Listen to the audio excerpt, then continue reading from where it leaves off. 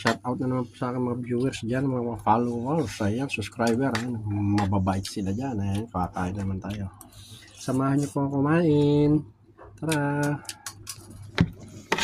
Ayan, kakain na naman tayo. Ayan, bawon na ako ng kutsara ng pambata, maliit. Ayan, magtyagaan na to. Tingnan natin yung sabaw. Ayan na.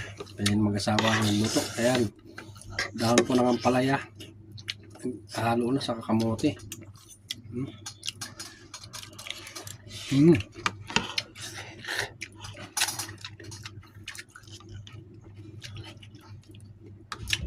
Dahon pala ng palaya, panalo na.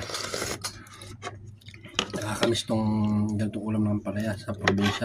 Dito, mga idol, tropa, masama yan.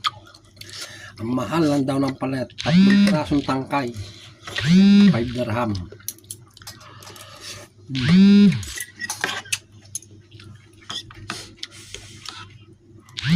Kaya pagka gusto mo ulam ng palaya, tiisin mo yung presyo. Tingnan mo, kukunti laman niya. Ito lang, nilalaman niya kukunti. 5 dirham na. Okay. Wala.